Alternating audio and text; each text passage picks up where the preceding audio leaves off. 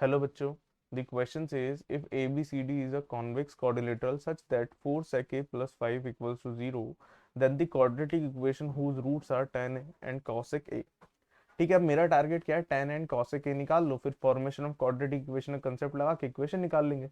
तो सबसे पहले यहाँ से मैंने sec A की वैल्यू निकाल ली। मैं सीधा बोल सकता हूँ कि यार sec A की जो वैल्यू आनी चाहिए वो -5/4 आनी चाहिए। ठीक है, और मुझे पता है कॉस भाई साहब जो होते हैं वो इसका इन्वर्स होते हैं, तो बोल सकता हूँ -4/5 इसकी वैल्यू आ गई। ठीक है, अब कॉस नेगेटिव कहाँ होता है, तो अगर नेगेटिव की बात करूँ तो मुझे याद आता है कि यार ये सेकंड क्वाड्रेंट में नेगेटिव होता है एंड थर्ड में नेगेटिव होता है।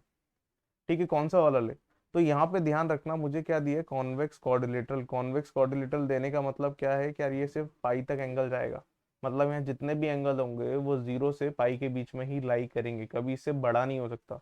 अब जब जीरो से पाई के बीच में ही लाई करना है तो मैं बोल सकता हूँ कि यार वो सिर्फ सेकंड क्वाड्रेंट से ही आएगा, थर्ड में से कभी नहीं आएगा। ये चीज अपन को दिख गई।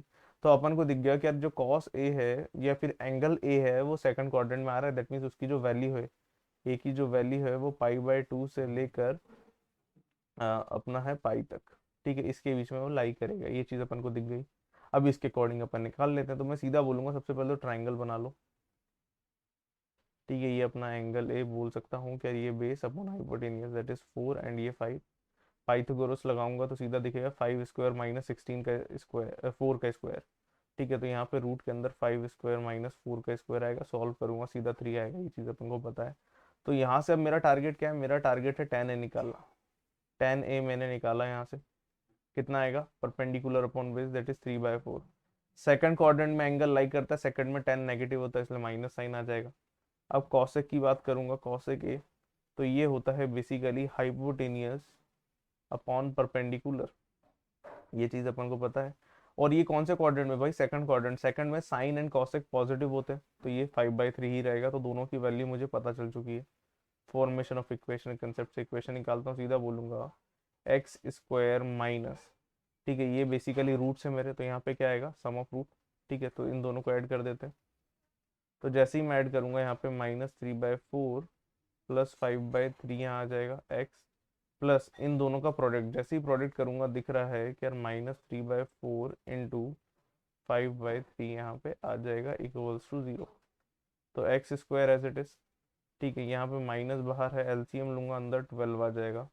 ठीक है, तो यहाँ पे जब 4 से डिवाइड करूंगा तो 3 का मल्टीप्लाई करूंगा, इसलिए -9। एंड जब 3 से डिवाइड किया 4 आएगा, 4 इंटू 5 दैट इज 20। यहाँ पे एक्स, फिर यहाँ पे अपना 3 से ये 3 कैंसिल हो जाएगा, तो बोल सकता हूँ -5/4 यहाँ आ जाएगा इक्वल्स टू 0।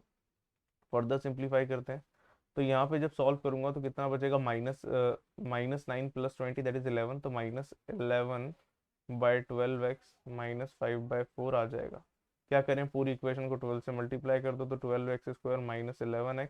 फिर जब 12 से मल्टीप्लाई करूंगा 4 से कैंसिल होगा 3 टाइम्स, मतलब 3 into -5 that is -15 equals to 0। ये अपनी क्वाड्रेटिक इक्वेशन आ गई। ऑप्शन मैच कर लेते हैं। सो और final answer is option B. Hope you understood it well, best of luck.